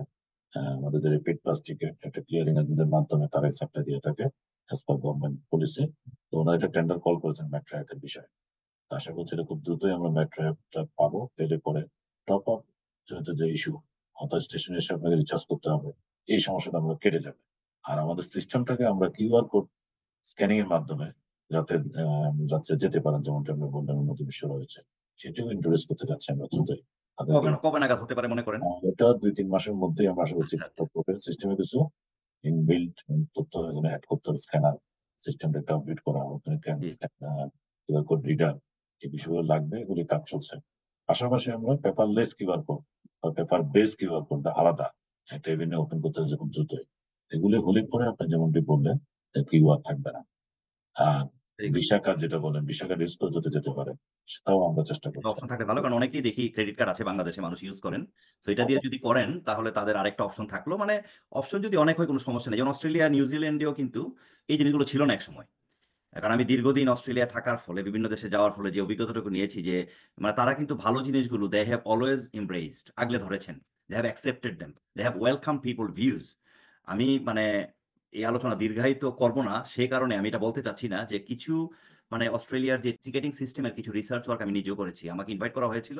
আমি সেখানে এগুলোর সপক্ষে মতামত দিয়েছি। এর কয়েক বছর পরেই দেখি মানে আমি আমার মতো লোকজন যারা এগুলোতে পার্টিসিপেট করেছেন তাদের কথা শুনে তারা কিন্তু এই যে একটা ওপল কার্ড যেটাকে বলে যে সিস্টেমটা যে ট্যাপ অন ট্যাপ অফ এটা মানে সিডনিতে মানে এসেছে মানে আমি বলব না যে কয়েক যুগ আগে।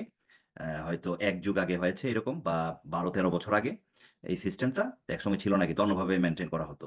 অনলাইন ছিল কিন্তু মানে এটাকে মানে এতটা মানে স্ট্রিমলাইন করা হয়নি আরকি প্রসেসটা। তো যাই হোক আমরা আসলে পাশাপাশি ওইভাবেই এগিয়ে যাচ্ছি। আশা করছি আপনি যে কথাগুলো বলেছেন সেগুলো আসলে কথার সাথে কাজের মিল থাকবে। এটা অবশ্যই আমি জানি না পুরোটা আপনার উপর কারণ আপনিও অনেকের উপর নির্ভরশীল। কারণ এখানে সবাই সবার উপর everyone is dependent on each other. So সবাই যদি সবার কথা রাখে কারণ একা কোনো কিছুই সম্ভব নয়। আ আরেকটা বিষয় যেটা হয় যে, টিকেট ইভেশন এরকম কি হয় যে মানে বিনা টিকেটে যাত্রী কি কোনো জায়গা থেকে ওঠার সম্ভাবনা আছে কিনা? কারণ আমার অভিজ্ঞতা অনেক বেশি না to travel on this platform. আ কি এরকম কি কিছু হয় আ কিনা? বা হলে যে কি পেনাল্টি তাদের জন্য? আচ্ছা না আপনাকে ধন্যবাদ। পেনাল্টির প্রভিশন আমাদের লতে আছে। পেনাল্টি যদি কেউ উঠতে চান। কিন্তু যেহেতু এটা আসলে অটোমেটেড সিস্টেম, টিকেট ছাড়া তো আপনার দরজা ওপেন হওয়ার কথা না। ফ্ল্যাগ যেটা আচ্ছা, লাগানো আচ্ছা, থাকে আচ্ছা, আচ্ছা। Pass no one can enter. তারপর যদি কেউ উঠে যান তখন হয়তো পাস এটা ৭ সেকেন্ড বা ৮ সেকেন্ডের মতো সময় লাগে বা ৬ সেকেন্ড সময় কেউ লাগে। কি জাম্প করে চেষ্টা করে না? আমি কিন্তু জাম্প অস্ট্রেলিয়াতে করার ওয়ান্স চেষ্টা আপন এ টাইম হ্যাঁ, দেখেছি জাম্প কেউ করার চেষ্টা করত। না, জাম্প করার ওরকম চেষ্টা নেই। করলে কিন্তু আমাদের প্রতিটা স্টেশনেই কিন্তু আপনার যে অসংখ্য এমপ্লয়িজ, এমপ্লয়িজ রয়েছে, সিকিউরিটি পার্সোনাল রয়েছে, সিকিউরিটি পাশাপাশি পারসনস। কিন্তু একটা জেলখানাও রয়েছে প্রতি স্টেশনে। Detention room. তো আচ্ছা, আচ্ছা। যদি করে থাকেন তাকে আইনের হাতে সোপর্দ করা অথবা আমাদের বিধান অনুযায়ী জরিমানা করার জন্য যে ইএফও যেটা বললাম যে এক্সট্রা ফেয়ার কালেকশন অফিস সেখানে তার থেকে ভাড়া আদায় করে ওই লাইনের সর্বোচ্চ ভাড়া আদায় করে তারপর তাকে মুচলেকা দিয়ে ছাড়া হয়। এটা নরমাল ভাড়ার ক্ষেত্রে। যদি সে কোনো ক্রিমিনাল অফেন্স করে দেশের প্রচলিত আইনে তার বিরুদ্ধে শাস্তিমূলক ভেরি ব্যবস্থা নাইস। প্রসিকিউট করে থাকি। এটা তো গেল একটা দিক। আপনি আরেকটা যেমনটি বললেন যে, আমাদের এই ফিডব্যাক একটা সিস্টেম দরকার। এটা আমি এক্সেলেন্ট। মনে জি, জি, করি। এটা আমি প্রশ্ন করতাম। হ্যাঁ, সার্ভে টিমকে দায়িত্ব দিচ্ছি। তারা ফিডব্যাক, কাস্টমার ফিডব্যাক এক্সাক্টলি আমরা চালু করবো। তাদের কি মনের কথা? তারা কি চাচ্ছেন? বা কোন সেবাটা তারা আরো ভালোভাবে চাচ্ছেন অথবা কোনটা তারা অপ্রয়োজনীয় মনে করছেন? এটা অ্যাসেস করার জন্য আমরা একটা টিমকে দায়িত্ব দিচ্ছি সার্ভে টিম। এক্সেলেন্ট। তো এটা পাওয়ার পরেও তো আমরা আবার রিশেপ করবো আমাদের চিন্তাভাবনা। কিন্তু এটা আমাদের জানিয়ে রাখে যে আমাদের মাননীয় উপদেষ্টাই ২-৩ দিন আগেই আমাদেরকে একটা অনুশাসন দিয়েছেন যে, এখন যে ভিড় বাড়ছে এটা আমরা টের পাচ্ছি। পুশম্যানের মতো অবস্থা যে পুশম্যান ছাড়া হয়তো আমাদের গতি নেই। তো আমরা যেটা এখন করব এখন পিক আওয়ারে ৮ মিনিটের বিরতিতে ট্রেন চলছে। মানে গ্যাপটা ফ্রিকোয়েন্সি। আচ্ছা, আচ্ছা। পিক আওয়ারে এটা হচ্ছে আপনার ১০ minute. We are planning to reduce 2 minutes time. আ পিক আওয়ারে আমরা এটাকে ৮ এর জায়গায় ৬ মিনিটে নামিয়ে আনার চেষ্টা করছি। খুব দ্রুতই হয়তো এই বিষয়ে সিদ্ধান্ত আসবে। তাহলে কিন্তু হ্রাস যেটা আপনি দেখলেন, এই হ্রাসটা অনেকটা কমে আসবে। কিন্তু এখন তো যেমন ১১টা পর্যন্ত সম্ভবত রাত্র না? না ৮:৩০ পর্যন্ত। ও ৮:৩০ সরি, সরি। আচ্ছা ৮:৩০ পর্যন্ত। এটাকে কি মানে বাড়ানোর কোনো সম্ভাবনা আছে? যে এটাকে যে আমি বলেই ফেললাম বাই মিস্টেক যে ১১টা বা মিডনাইট পর্যন্ত নেয়ার। আমার মনে হয় এটা মানে 100% সেমই থাকবে। কারণ আমি কিন্তু অনেক সময় রাস্তায় যখন ট্রাফিক দেখি, তখন সকালে যেটা দেখি বিকালে এবং রাত্র ২ টার সময়ও দেখি একই রকম। যখন এটা হয় in the worst case scenario. So আমি মনে করি মেট্রো রেলের ক্ষেত্রেও কিন্তু সেটাই হতে পারে। যদি মেট্রো রেলটা চলে until midnight I don't think it will do less business. কম ব্যবসা করবে আমার মনে হয় না। এই বিষয়ে যদি কিছু বলেন? আপনার সাথে একমত। এখন আমরা যেটা করছি যে প্রেশারের কারণে আমরা ফ্রিকোয়েন্সিটা কমাচ্ছি। এটা আমাদের টার্গেট কিন্তু ৩.৫ মিনিটে নিয়ে আসা আল্টিমেটলি। ওকে, এক্সেলেন্ট। ৩ মিনিটে আসবে যখন তখন ৫.৫ লাখ যাত্রী পার ডে আমরা ক্যারি করব এটা। হুম, এটা স্টাডি তাই বলেছে।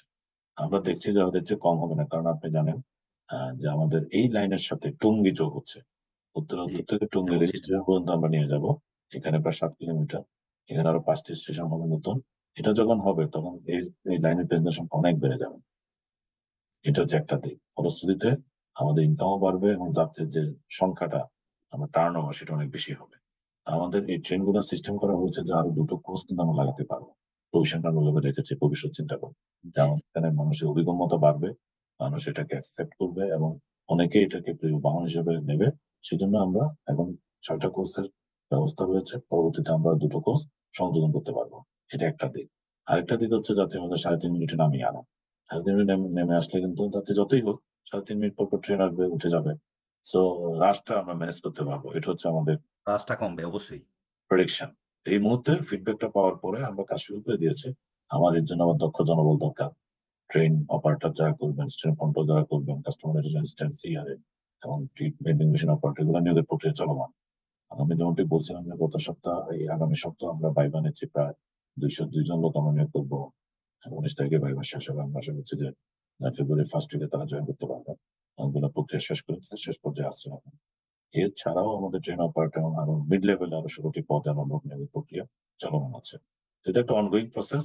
আমরা এদিকে আমাদের সক্ষমতা বাড়াচ্ছি। আমরা কতটুকু পারছি সেটা যেমন অ্যাসেস করছি।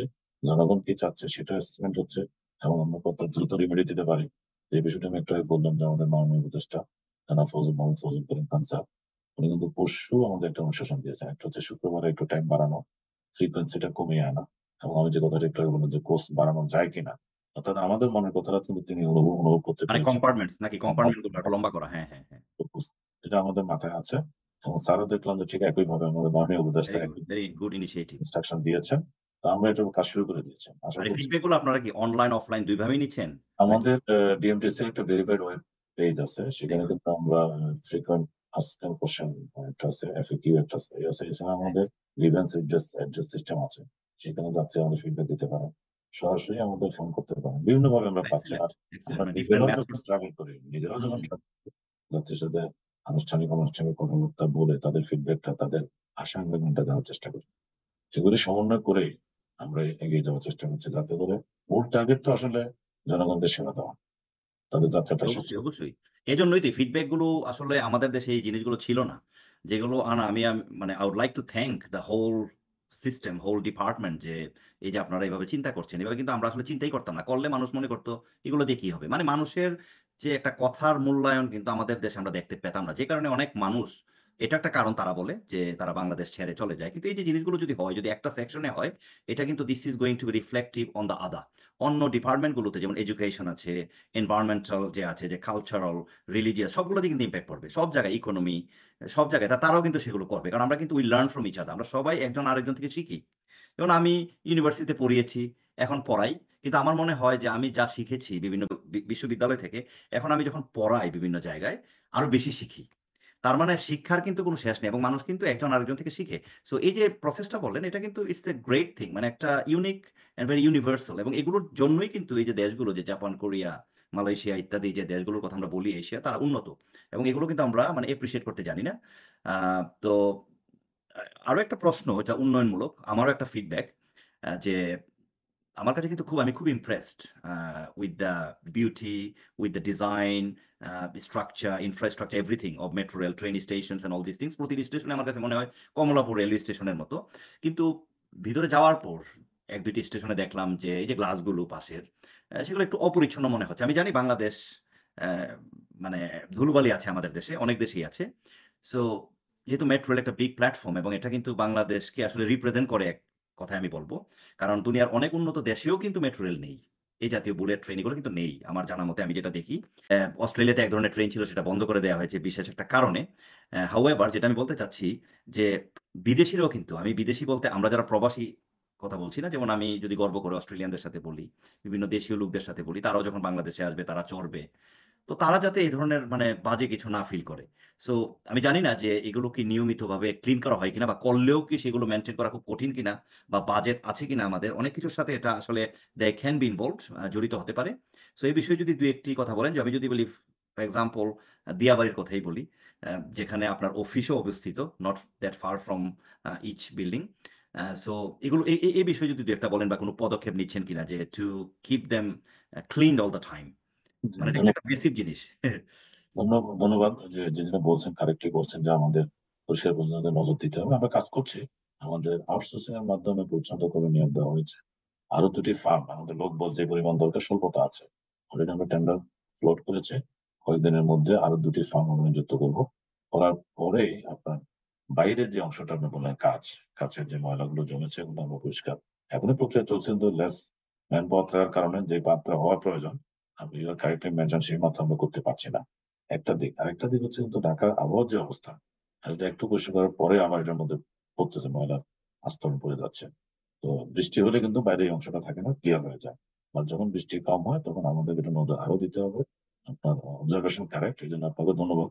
আর আমরা যেটা করছি যে ভিতরে পরিচ্ছন্নতাটা এনশিওর করার জন্য আমার যে পরিমাণ কর্মী সেটা যেটা বললাম যে ২ টি টেন্ডারের মাধ্যমে যখন আমরা এই জনগণটা সেবাটা নেব, তখন কিন্তু এই সমস্যাটা থাকবে না।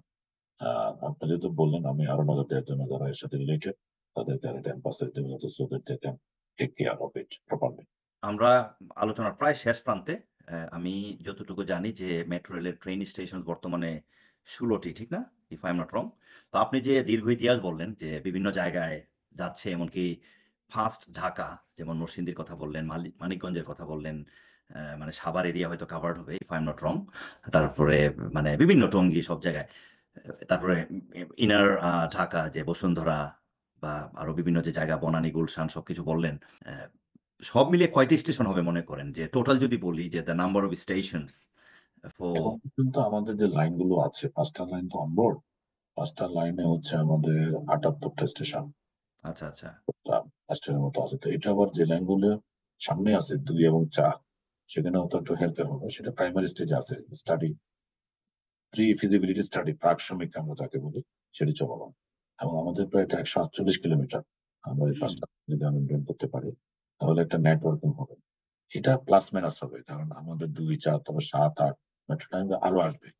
আমাদের যে প্ল্যান। এখন পর্যন্ত আমরা যে ৫ টি লাইনের কথা বললাম প্লাস আপনার ২ এবং ৪ আরো ২ টি লাইন পুরান ঢাকা থেকে নারায়ণগঞ্জ পর্যন্ত, এদিকে মদনপুর পর্যন্ত এবং ঢাকার ৫ টি জেলাকে যে টাচ করার যে আশেপাশে ৫ টি শহর ঢাকা মহানগরে এগুলো টাচ করলে কিন্তু আমাদের এই সংখ্যাটা আরো বেড়ে যাবে। মানে লেংথ আরো বাড়বে। তো এটা হুম। এক্সাক্টলি বলা কঠিন লাইনটা কোন দিকের দিকে যাচ্ছে, সেখানে যে ইনহেবিটেন্স ইনটেনসিটি সেটা কাউন্ট করে কিন্তু লাইনগুলো পরের আবার অংশে ইনফ্রাস্ট্রাকচার এর বিষয় আছে। অনেক ঘরবাড়ি আছে। সেগুলোর জনবহুল ইমপ্যাক্ট কোন কতটুকু জায়গা পড়বে সেটার উপর ভিত্তি করে হতে পারে। জনবহুল যেখানে জায়গা সেখানে একটু ঘন, ঘন হয়। নরমালি ১ কিলোমিটার হচ্ছে স্ট্যান্ডার্ড। ৫০০ এদিকে ৫০০ মিটার ওইদিকে রেডিয়াস। যাতে মানুষজন হেঁটে তার গন্তব্যে যেতে পারে। আর তার মোড অফ ট্রান্সপোর্ট এর উপর নির্ভরশীলতা যাতে কমে যায়। জি, মেট্রো অবশ্যই। পলিসি হচ্ছে স্টেশন কেন্দ্রিক একটা সেল লাইন টার্ন গ্রো করবে। মানুষজন হেঁটে আসবে। হেঁটে যাতে তার গন্তব্যে আবার নেমে হেঁটে গন্তব্যে যেতে পারে। অন্য মোড অফ ট্রান্সপোর্ট যাতে ইউজ করা না লাগে। তাহলে যানজটটা সত্যিকার অর্থে কমবে। এটা হচ্ছে মূল মোটো। তাহলে এই যে অর্থায়নটা কি বাংলাদেশ সরকার কর্তৃক হবে নাকি আমাদেরকে আবারও বিদেশি ফান্ডের উপর নির্ভরশীল হতেও পারে নাকি এরকম কিছু? যেহেতু আপনি জানেন এটা মেগা প্রজেক্ট। প্রজেক্ট আমাদের লাইন 6 এ প্রায় ৩২,০০০ কোটি টাকার প্রজেক্ট নিয়ে আমরা কাজ করছি। হুম, লাইন ৫ লাইন 1 হচ্ছে ৫২,০০০ কোটি টাকার প্রজেক্ট। লাইন ৫ নর্থ হচ্ছে আপনার ৪২,০০০ কোটি টাকার প্রজেক্ট। লাইন ৫ সাউথ ৪৭,০০০ কোটি টাকার প্রজেক্ট। আপাতত এই ৫ টি। আর লাইন 2 অ্যান্ড 4 নিয়ে জাপান, কোরিয়া এগিয়ে আসছে। আগ্রহ দেখাচ্ছে। ইউরোপিয়ান ইউনিয়ন ব্যাংক ওনাদের সাথে গত পরশু মিটিং হয়েছে এবং জাইকা ইজ রেডি। তো there are so many player on board. আমরা দেখছি যে কোন লোনটা নিলে আমাদের জন্য সহনীয় হবে। অনেক ইন্টারেস্টেড পার্টিজ আছেন আমরা যারা মানে আমরা আগ্রহী বাংলাদেশকে নিয়ে কাজ করতে। গ্রেস পিরিয়ড পাবো এবং ইন্টারেস্ট রেটটা কম, সহনীয় আমাদের জন্য। এগুলি চিন্তা ভাবনা করেই সরকার সিদ্ধান্ত নিয়ে থাকে। ইন্টারেস্ট রেটটা ইম্পোর্টেন্ট খুবই। কারণ সেই কথা এটা যেটা খুব মানে হচ্ছে বুঝে সুঝে করতে হবে। আমাদের সক্ষমতার বিষয় হচ্ছে এই লাইনগুলোতে সব টাকা কিন্তু গ্র্যান্ট না। আমরা ধরেন প্রায় 70% টাকা আমরা তো লোন পাচ্ছি, 30% টাকা কিন্তু আমার বাংলাদেশ গভর্নমেন্ট বিয়ার করছে। এক্সিলেন্ট। ল্যান্ড একুইজিশন এবং আপনার এমপ্লয়ীদের যে বেতন ভাতা প্রতিটা প্রজেক্টে এই অংশটা কিন্তু সরকার দিচ্ছে। আর ডেভেলপমেন্ট অংশ যেটা ইঞ্জিনিয়ারিং সার্ভিস, ডিজাইন, তারপর consultancy service, procurement, contract, technology. Technology এই অংশটা কিন্তু আমরা দাতাদের থেকে পাচ্ছি। সো এখানে বাংলাদেশেরও ধরেন 70 মানে 30% প্লাস মাইনাস গড়ে প্রতিটা প্রজেক্টের দাম আমাদের ওন টাকা আমরা ব্যবহার করছি। এটা ইনভেস্ট যদি করছি। আমরা আরো বাড়াতে পারি তাহলে আপনি যেটি বললেন যে আস্তে আস্তে একদিন তারা আমাদের বিদেশি নির্ভর We don't have to rely on others. That's true. But নির্ভরশীল। একদম টুডে আমাদের সক্ষমতা আসলে তো ওই পর্যায়ে যায়নি। সো আমাদেরকে ওটা নির্ভর করতে হচ্ছে। But point is that how far we consider the interest rate and how far it is achievable project as well as how can we return the return on investment. return the interest that's very important, very important. এক না schedule এই যে বললেন যে একটা big amount আমরা দিচ্ছি, এটাই তো বিশাল ব্যাপার আমি মনে করি। কারণ একসময় তো আমরা এটা চিন্তাই করতে পারতাম না। এখন যে এই যে আমরা চিন্তা করতে পারি, তবে অবশ্যই ফান্ডের যদি প্রপার ইউটিলাইজেশন হয়, যেটা আমাদের দেশে একটা সবসময় প্রশ্ন, যেকোনো সরকারই থাকুক, আমি একদম নিউট্রালি যদি বলি যে এই একটা প্রশ্ন আসে। তো যখন যে দল ক্ষমতায় থাকেন অন্যরা খোঁচা দেন, বিভিন্ন কিছু বলেন, তারপর দেখা যায় বিভিন্ন কিছু হয়। আমরা এগুলো থেকে আসলে মুক্তি চাই। আমরা যারা আসলেই দেশকে ভালোবাসি আমাদের উচিত মানে আসলে এগুলো মাথা থেকে সরিয়ে দেশের জন্য কিছু করা। এটা খুবই ইম্পোর্টেন্ট। এবং আমি খুবই ইমপ্রেসড যে আপনার অধীনে আপনার টিম আপনারা এরকম একটা মানে দুর্যোগময় আমি বলব যে সুনামির মতোই এটা একটা অধ্যায় ছিল আমাদের জন্য কয়েক মাস আগে, নট দ্যাট লং এগো। এবং এটা থেকে বেরিয়ে এসে এই যে মেট্রো রেল আবার পূর্ণ উদ্যমে তার মানে রিদম ফিরে পেয়েছে এবং এটা চলছে, মানুষজনও হ্যাপি দেখলাম।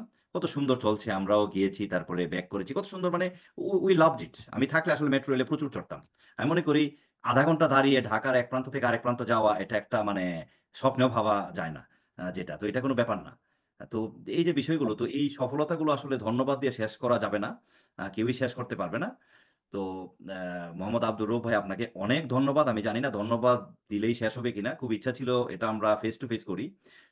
দুজনেরই সময়ের অভাবে আমিও এক প্রান্ত থেকে আরেক প্রান্তে ঘোরাঘুরি, আপনারও ব্যস্ততা সব মিলিয়ে আমরা আসলে পারিনি। বাট আশা করছি অ্যা মানে যারা আমাকে ফলো করেন, আমার YouTube চ্যানেল arif.com ফলো করেন, arif.com পেজ ফলো করেন বা আমার যে বিভিন্ন সোশ্যাল মিডিয়াতে যেই অ্যাকাউন্ট গুলো আছে সেখানে আমরা মানে মানে ওই উসিলায় আ কিছু দর্শক, কিছু ভিউয়ার দেখতে পাবেন এবং জানবেন, তারা শেয়ার করবেন এই তথ্যগুলো।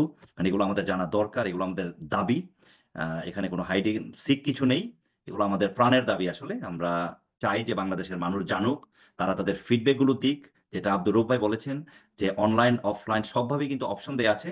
আমরা অনেক কথাই বলেছি, তারপরও অনেক কথা থাকতে পারে যেগুলো আপনারা বলবেন। they could be more important than what we have discussed today. আমরা যা আলোচনা করেছি তার চেয়েও বেশি ইম্পোর্টেন্ট হতে পারে। কারণ আপনারা যারা মানে যে সেবা নিচ্ছেন তারাই হচ্ছেন আসল হিরোজ আমি বলব। আ এই মেট্রো রেলের যারা নিয়মিত যাতায়াত করছেন। সো আপনাদের যেই ফিডব্যাক গুলো সেগুলো দিবেন সরাসরি। আমার চ্যানেলের মাধ্যমেও যদি দেন আমি রউফ ভাইয়ের চ্যানেলে পাঠিয়ে দিব, কোনো সমস্যা নেই। কারণ আমরা সবসময় চাই, আমি রউফ ভাইকে যতদিন ধরে জেনে এসেছি যে উনি আসলে সবসময়ই মানে হি ইস এ ট্রু প্যাট্রিয়ট। তিনি সবসময় চান বাংলাদেশের উন্নয়নে কাজ করতে। এবং বিভিন্ন এই যে আমি শুরুতেই কিছু কথা বলেছি, উনি বিভিন্ন জায়গায় যে অ্যা বড়, বড় পজিশনে উনি ছিলেন, সেগুলোতে কিন্তু উনি মানে অভূতপূর্ব ভূমিকা রেখেছেন এবং মেট্রো রেলে এই একটা দুর্যোগ মুহূর্তে উনি নাজুক পরিস্থিতিতে হাল ধরেছেন এবং মনেই হয়নি যে মেট্রো রেলের কিছু হয়েছিল কয়েকদিন আগে। এমন একটা অবস্থা যেমন কোভিড যেভাবে চলে গেছে ফ্রম আওয়ার লাইভস আমাদের জীবন থেকে, মানুষ মনেই করে না। কেউ মাস্ক পরে না। তো মেট্রো রেল দেখলে আমার কাছে মনে হয় এরকম কিছু একটা। যদিও আমি দেশে ছিলাম না, বাট মেট্রো রেলের সবকিছু এটা একটা মানে টক অফ দ্য কান্ট্রি ছিল for several weeks or several months. So আপনারা যারা দেশে আছেন, বিদেশ থেকে আসছেন তারা দেখেছেন, সেবা নিচ্ছেন। আপনারা আপনাদের অনুভূতি, আপনারা আপনাদের যেই আ মানে ফিডব্যাক গুলো সেগুলো জানাবেন। কারণ এগুলো জানালেই কিন্তু রূপ ভাইয়ের যে উপদেষ্টা মণ্ডলী আছেন, তারপর উনার যে বিজ্ঞ ট্যালেন্টেড টিম আছেন তারা কিন্তু এগুলোকেও কাজে লাগাতে সক্ষম হবেন এবং উনি কিন্তু পুরো সমর্থন জানিয়েছেন আ এবং সেই কারণেই কিন্তু এই সিস্টেমটা চালু করেছেন ফিডব্যাকের যেটা আগে ছিল না। তো রূপ ভাইকে আবারও আমি ধন্যবাদ আমার সাথে আপনার এই মূল্যবান সময় দেওয়ার জন্য। তো ইনশাআল্লাহ আমরা আগামীতে আবারও এ নিয়ে হয়তো কথা বলব যখন দেখব যে মেট্রো রেল আরো ভালো করছে, আরো এগিয়ে গেছে। বাংলাদেশের এমনও হতে পারে যে এক প্রান্ত থেকে আরেক প্রান্তে চলে গেছে। Who knows? Nothing is impossible আমি মনে করি। কোন কিছু অসম্ভব নয়। শেষ করার আগে যদি রূপ ভাইয়ের আর কিছু বলার থাকে ২-১ টা সেন্টেন্সে রূপ ভাই বলতে পারেন। মানে দর্শকদের উদ্দেশ্যে বা মেট্রো রেলের যারা যাত্রী তাদের উদ্দেশ্যে। ধন্যবাদ। আমার কথা আপনিই বলে দিয়েছেন। ফিডব্যাক একটা অন্যতম মাধ্যম। আমরা আশা করছি ফিডব্যাকটা পাবো। আমি যেটা এখন এমফাসাইজ দেব সেটি হচ্ছে যে আসলে আগস্টের যে বিপ্লব, আমাদের ছাত্র জনতার আন্দোলনের ফলে যে নতুন একটা বাংলাদেশ পেলাম, একে এগিয়ে নিতে হলে আমাদের কমিটেড থাকতে হবে। আমরা শহীদদের প্রতি আমি বিনম্র শ্রদ্ধা জানাচ্ছি। তাদের আত্মার মাগফিরাত কামনা করছি। এখন পর্যন্ত যারা হাসপাতালে কাতরাচ্ছেন ব্যথা বেদনায়, তাদের প্রতি আমার এবং ডিএমটিসির পরিবারের পক্ষ থেকে আমাদের পূর্ণ সহমর্মিতা জানাচ্ছি, পোষণ করছি। তাদের আশু মুক্তি কামনা করছি। এই যারা শহীদ হয়েছেন এই আন্দোলনে এবং যারা আহত হয়েছেন তাদের যে ত্যাগ, এই ত্যাগ কোনোভাবে আসলে শোধ করা যাবে না। তবে আমরা যদি তারা যে লক্ষ্যে প্রাণ দিয়েছেন, শহীদ হয়েছেন, নিজেকে জীবনকে তুচ্ছ করেছেন, যারা আহত হয়েছেন, তাদের মূল টার্গেট ছিল একটা সুন্দর বাংলাদেশ, বৈষম্যহীন বাংলাদেশ, যেখানে সবাই আনন্দে, নির্ভীক চিত্তে, স্বাধীনভাবে মত প্রকাশের মাধ্যমে নিরাপত্তার মাধ্যমে। নিরাপত্তার মাধ্যমে ভূমিকা রাখতে পারবে, দেশ গঠনে কাজ করতে পারবে। যার যার উপর যে দায়িত্ব অর্পিত আছে সে সেটা নিষ্ঠার সাথে এবং চেষ্টা জাতি, ধর্ম, দলমত নির্বিশেষে নির্বিশেষে আমি বলব। খুবই সবাই যাতে একটা গণতান্ত্রিক যে আকাঙ্ক্ষাকে তারা সামনে রেখে প্রাণ দিয়েছেন, আমরা যাতে সমুন্নত রাখতে পারি, সেই লক্ষ্যে আমাদের আসলে কাজ করতে হবে। আমি আবারও আপনাকে আমার পক্ষ থেকে, ডিএমটিসির পরিবারের পক্ষ থেকে আন্তরিক অভিনন্দন, কৃতজ্ঞতা এবং ধন্যবাদ জানাচ্ছি।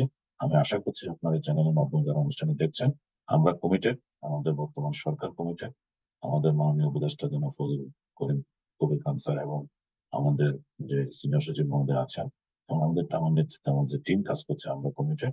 আমরা ঢাকা সহ মেট্রো যারা ব্যবহার করছেন তাদের সার্বিক কল্যাণে নিবেদিত প্রাণ হিসেবে কাজ করে যাব এবং ফিডব্যাকের মাধ্যমে জনগণের যে আশা আকাঙ্ক্ষা তাদের যে চাওয়া পাওয়া সেটা সমন্বয় করার জন্য আমরা সর্বোচ্চ চেষ্টা করব। আপনাকেও সময় দেওয়ার জন্য আপনার ব্যস্ত সময়ের মাঝেও আমাদের আন্তরিক ধন্যবাদ এবং কৃতজ্ঞতা জানাচ্ছি এবং আপনি যেমনটি প্রত্যাশা করেন যে অন্যান্য উন্নত বিশ্বের মতো আমরাও চেষ্টা করব সর্বশেষ প্রযুক্তি ব্যবহার করে জনকল্যাণে জনগণের আশা আকাঙ্ক্ষার সাথে তাল মিলিয়ে শহীদরা যারা হয়েছেন, যারা আত্মাহুতি দিয়েছেন এবং যারা আহত হয়েছেন, তাদের যে টার্গেট ছিল একটা সুন্দর বাংলাদেশ, বৈষম্যহীন বাংলাদেশ এটা নিশ্চিত করতে আমাদের পক্ষ থেকে আমাদের ভূমিকা ইতিবাচক ভূমিকা আমরা অব্যাহত রাখবো। আপনাকে অনেক, আবারও অনেক ধন্যবাদ আব্দুর রব ভাই। আপনাকে এই মূল্যবান সময় দেওয়ার জন্য। আপনি ভালো থাকবেন, সুস্থ থাকবেন। আশা করি আপনার দেয়া প্রতিটি কথা আইদার আপনার অধীনে বা যেই ভবিষ্যতে এই দায়িত্ব নিবেন, অধীনে যাতে সবগুলো বাস্তবায়িত হয়, সে কামনা করি। দোয়া করি আল্লাহ আমাদের সবার সহায় হন। আমাদের সবাইকে দীর্ঘজীবী করুন। যাতে আমরা এই উন্নয়নমূলক জিনিসগুলো, কর্মকান্ডগুলো দেখে যেতে পারি। আপনাকে অনেক, অনেক ধন্যবাদ। আসসালামু আলাইকুম। আসসালামু আলাইকুম। আপনাকে ধন্যবাদ। আমরা জনগণের সার্বিক সহযোগিতা চাই। আপনাকে আবারও ধন্যবাদ।